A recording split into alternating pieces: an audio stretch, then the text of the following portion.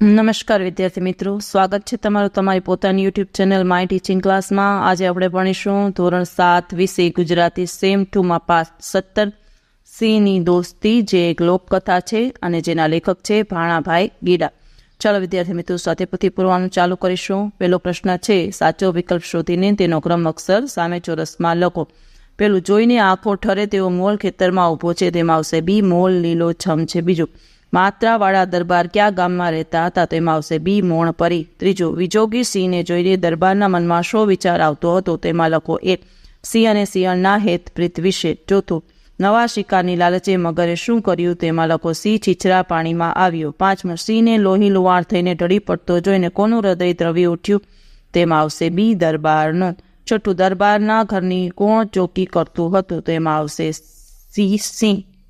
સાતમું, દરબારને ત્યાં તો સિંહની ચોકી એટલે તેમાં આવશે સી, સિંહ દરબારના ઘેર જ રહેતો હતો। આઠમું, સિંહની દોસ્તી પાઠ ગીર વિસ્તારનો છે। ચાલો પ્રશ્ન નંબર 2, એક એક વાક્યમાં લખો। ચોમાસું પૂરું થતાં લોકો ક્યાં કામમાં લાગી ગયા છે, તો લખો ચોમાસું પૂરું થતાં લોકો લણણીના કામે લાગી ગયા છે। બીજું, એક દિવસ નમતા બપોરે દરબાર માત્રાવાળા નદીમાં શું જોયું, લખો એક દિવસ નમતા બપોરે દરબાર માત્રાવાળાએ સિંહ સિંહણને નદીમાં પાણી પીવા ઉતરતા જોયા। ત્રીજું, સિંહ નદીના કાંઠે શા માટે બેસી રહ્યો, લખો સિંહ ભૂખ્યો અને તરસ્યો નદીના પાણી સામે મીટ માંડીને 2-3 દિવસ સુધી બેસી રહ્યો, કારણ કે તે મગરને મારીને સિંહણના મૃત્યુનો બદલો લેવા માંગતો હતો।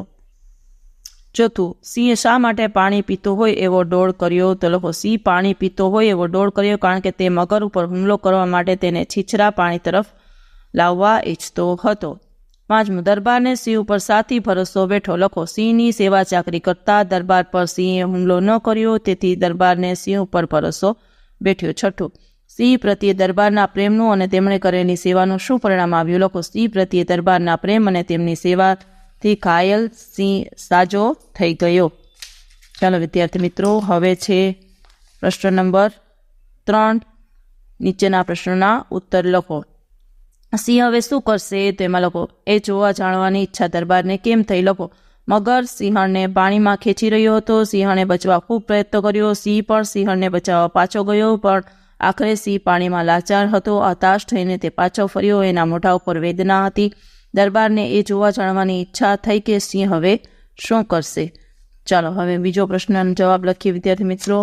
મગરે સિંહણને શી રીતે મારી નાખી, તો લખો સિંહ અને સિંહણ પાણી પીવા નદીમાં ઉતર્યા હતા, ઓચિંતો પાણીમાં ખળભળાટ થયો, એક પ્રચંડ મહાકાય મગર સિંહ પર પૂંછડાનો પ્રહાર કરીને તેને ઊંડા પાણીમાં ખેંચવા લાગ્યો। સિંહ સિંહણને બચાવવા માટે થોડે સુધી તેની પાછળ ગયો, પણ તે પાણીમાં લાચાર હતો, આખરે મગરે સિંહણને મારી નાખી। ત્રીજું, સિંહણના મોતનો વેર સિંહ કેવી રીતે લે છે એ જોવા દરબારે શો પ્રબંધ કર્યો, લખો સિંહણના મૃત્યુથી હતાશ થઈને સિંહ નદીની રેતમાં બેસી ગયો, દરબાર ખેતરમાં જ ઢોલિયા પર બેઠા બેઠા દૂરથી સિંહના મોઢા પર વર્તાતી સિંહણના મોતની વેદના જોઈ રહ્યા હતા। સિંહણના મોતનો વેર સિંહ કેવી રીતે વાળે છે એ જોવા માટે દરબાર ખેતરમાં જ બેસી રહ્યા, તેમણે પોતાનું વાળું ખેતરમાં જ મંગાવ્યું। ચોથું, દરબાર માત્રાવાળાએ સિંહની સેવા ચાકરી શી રીતે કરી, લખો દરબાર માત્રાવાળાને પશુઓ પ્રત્યે અપાર પ્રેમ હતો, તેઓ નદીની ઊંચી ઊંચી પેખડો ઉતરીને સિંહ પાસે ગયા, એમણે સિંહના જખમ સાફ કર્યા અને વનસ્પતિના પાંદડા બાંધી તેના જખમ પર પાટા બાંધ્યા, પછી તેમણે સિંહના શરીર પર સિત્તરજળનો છંટકાવ કર્યો। દરબારે થોડા દિવસ સુધી આ રીતે સિંહની સેવા ચાકરી કરી, તેમની સેવાથી સિંહ સાજો થઈ ગયો।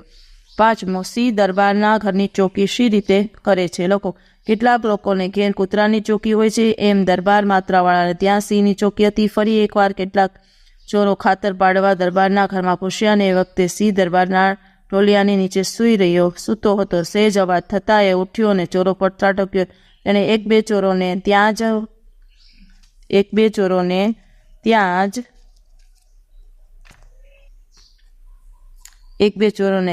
પૂરા કરી નાખ્યા, બીજો ચોર ઘાયલ થઈને નાસી ગયો। છઠ્ઠું, સિંહ માટે પોતાના જીવનદાતાના મૃત્યુનો આઘાત વસનો તો આવી સી રીતે કહી શકે, દરબાર માત્રાવાળાના મૃત્યુથી ગામ આખું શોકમાં ડૂબી ગયું, લોકો વાણી દ્વારા પોતાની વેદના રજૂ કરી શકતા હતા, પરંતુ સિંહ શબ્દોમાં પોતાની વેદના રજૂ કરી શકતો નહોતો. એ પોતાના જીવનદાતાના મૃત્યુનો આઘાત અંતરમાં જ વહી રહ્યો હતો. હવે ચોથું છે વાક્ય, કોણ બોલે છે અને કોને કહે છે? આ જાનવરને એકબીજા માટે કેવા હેતપ્રેત છે? તો આ વાક્ય દરબાર માત્રાવાળા મનોમન બોલે છે. બીજું, મારે માટે વાળું અહીં લેતા આવજો. તો આ વાક્ય દરબાર માત્રાવાળા બોલે છે અને પોતાના માણસને કહે છે. ચાલો હવે સિંહની દોસ્તી પાઠના ઘટનાક્રમ. તો ચાલો પહેલામાં આવશે 5મો નંબર, બીજામાં આવશે 2જો નંબર, ત્રીજામાં આવશે 4થો નંબર, ચોથામાં આવશે 1લો નંબર અને 5મામાં આવશે 3જો નંબર. ચાલો વિદ્યાર્થી મિત્રો, જોઈ શકો છો નંબર તમે હવે છે ખાલી જગ્યા.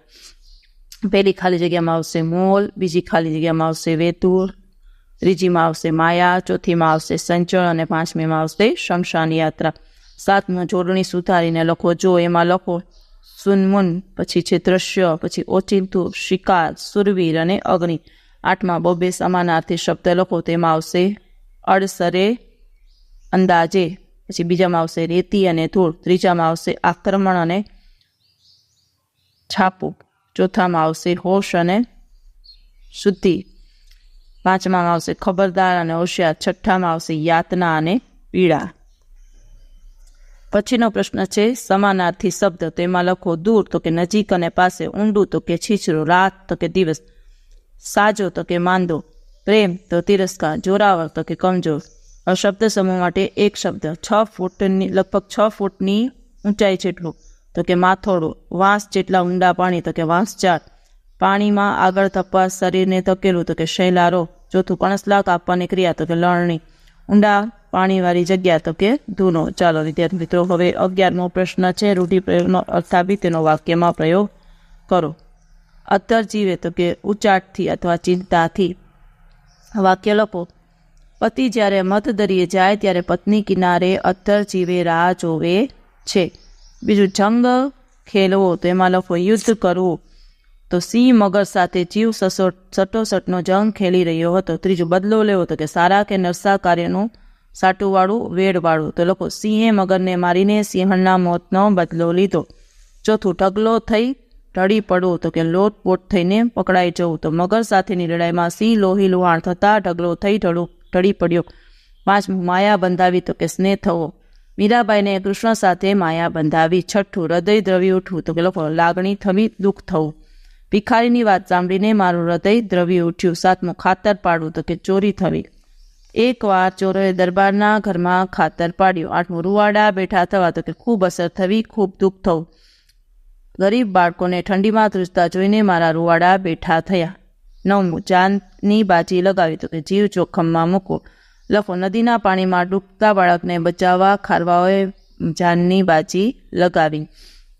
11મું છે પ્રકાર ઓળખાવો. વાક્યોના પ્રકાર. ચાલો પહેલામાં આવશે વિધાન વાક્ય, બીજામાં આવશે પ્રશ્નાર્થ વાક્ય, ત્રીજામાં આવશે ઉદ્ગાર વાક્ય. ચાલો હવે નીચેના શબ્દોને શબ્દકોશના ક્રમમાં. પેલું લખો ઢોલિયો, પછી મગર, મોટું, મોલ, વિચોગી અને વેકુળ. ચાલો વિદ્યાર્થી મિત્રો, આજના વિડીયો લેક્ચરમાં આટલું જ. જો તમને આ વિડીયો ગમ્યો હોય તો લાઇક કરશો, તમારા મિત્રો સાથે શેર કરશો અને મારી ચેનલને સબસ્ક્રાઈબ પણ કરશો. આવજો.